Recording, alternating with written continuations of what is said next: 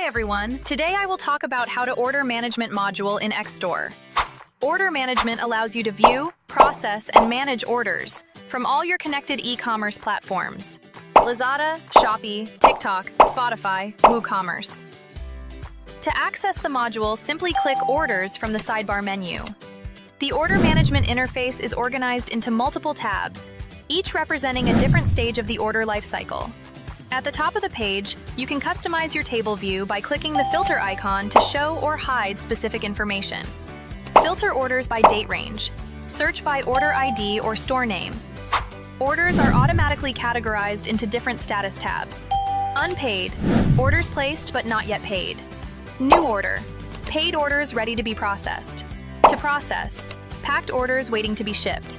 To ship, orders ready for courier handover. Shipped, orders currently in transit. Delivered, orders successfully delivered. Completed, orders finalized and closed. To cancel, buyer cancellation requests pending approval. To return, buyer return or refund requests pending approval. Others, special or exceptional cases. By default, you'll land on the Unpaid tab. So now, let's go through the workflow step by step. Step 1. Pack new orders. Go to the New Order tab. Select the orders by ticking the checkbox next to each order. Click Pack. You can choose to pick up or drop off, then click Continue. Once packed, the system will prompt Pack Order Result. So after successful packed, just click Continue. The orders will automatically move to the To Process tab. Step 2. Process orders for shipping. In the To Process tab, these are packed orders waiting to be shipped. You'll also see the ship due date displayed here or under each order ID, so you can prioritize urgent shipments. Select the orders you want to proceed with, then click Actions, Print Picking List. The first option is the Picking List Summary, a consolidated list for batch picking. The next option is the Individual Picking List, which is generated per order with barcode. You can print this directly by clicking the Print button on each order row. If you are using a barcode scanner, simply click the scan icon and scan the barcode on the picking list to process shipments more quickly. Alternatively, you may manually enter the barcode number and press Enter. Step 4. To ship. Courier handover. If you're done from Step 3, you may skip this step. In the To Ship tab, orders are ready for courier collection.